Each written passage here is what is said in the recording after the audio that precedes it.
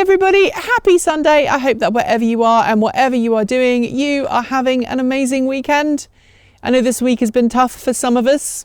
It has been for me, but it's the weekend now. And if you're in the US, it's the long Memorial Day weekend. So I hope that you are getting some extra time off. And while I am at it, if you are a former member of the military, thank you. You know what for. So today I want to talk about something that has been rattling around in my head for a while, and it came to the fore this week when Ford announced that it was going to start charging a subscription service for Blue Cruise and exactly how much that was going to be. We knew it was going to be coming, we just didn't know how expensive it was going to be.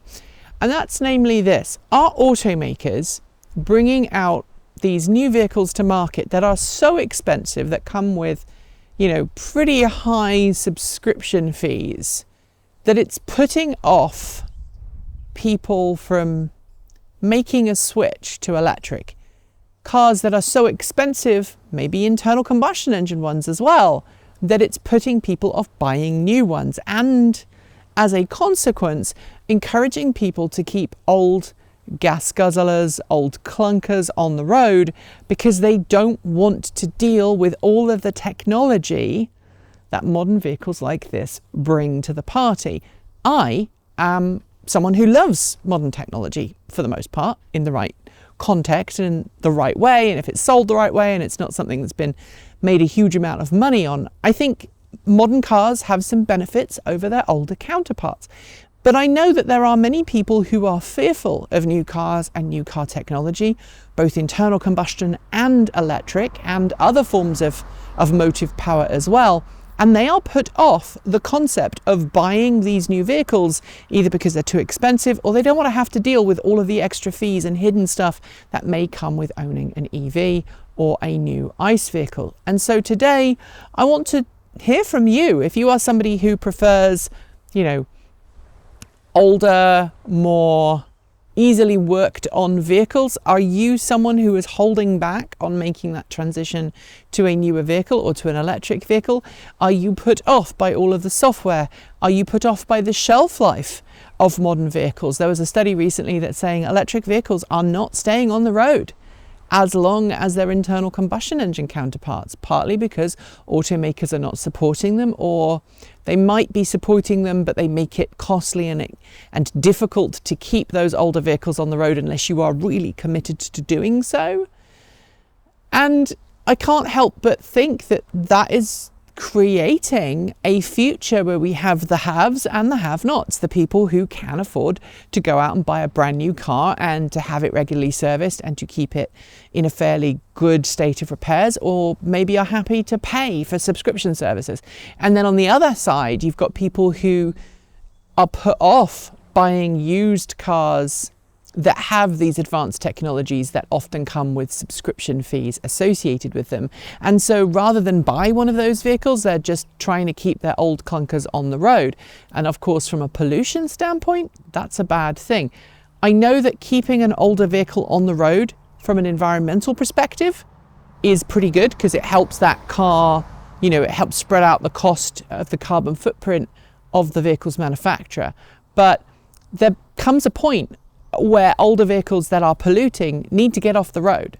One way or the other, they need to get off the road, and we need to start driving more environmentally friendly vehicles, especially now that many new vehicles are now being made using low carbon intense manufacturing processes.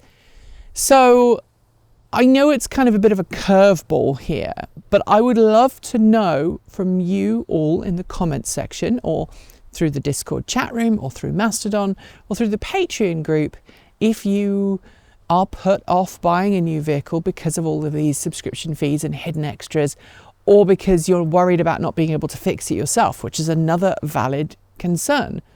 It's very easy to fix certain vehicles yourself, but other vehicles, not so much, unless you are someone who is incredibly talented and knowledgeable as an electrical engineer or maybe a software engineer.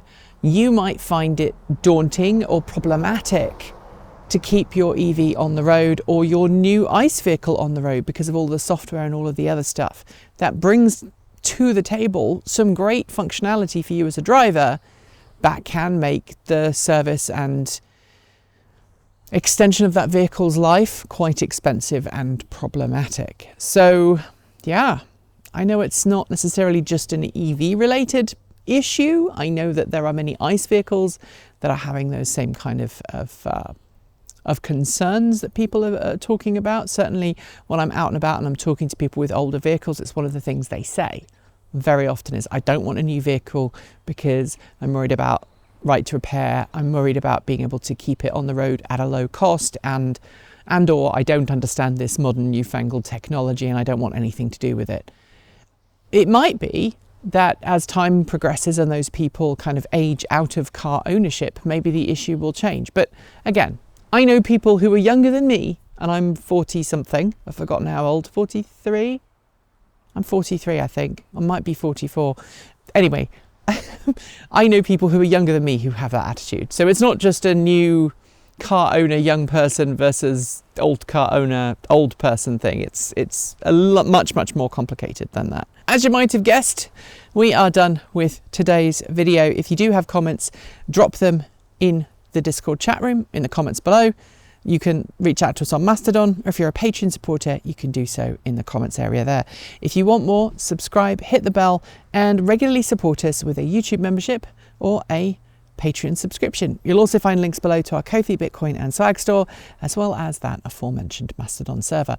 Scrolling on my right is the lovely list of amazing charged up supporters, and shout outs go out to our V2G Patreon supporters. They are Pedro Moura Pinheiro, Alan Tupper, Andrew Martin, Bennett Elder, Brophy Wolf, Chris Maxwell, Cyprian Laplace, Dan Blair, Gordon C, Hey Asker, John Tramal, Kyle Fox, Mark Eggleton, Peter Dillinger, Regine Fellows, Sean Tucker, Stefan Fremgen, Stephen Williams, Tesla in the Gong, Paul Bricknell, Tony Moss, Carl Hodgson, Chris the Centaur, Denny Hyde, Lance Schall, Linda Irish, Mike Weeder and Paul Nelson. And finally, big thanks go out to our off-grid supporters. They are Paul Conway, Kevin Burrowbridge, Stephen O'Donoghue, Jim Burness, Robert Flannery, Aaron Hahn, Ellery Hensley, Rory Litwin, JP Fagerback, Dave Kitchen, Andrew Glenn, Anonymous Freak, Chris and Michael Johnson, Clay Witt, CPU Freak 101, Eric Neck, Joe Bresney, Joe Hughes, John Henderson, Laura Reynolds, Marcel Ward, Matthew Drobneck, Nigel S, Reggie Watts, Will Graylin, and of course, Ian.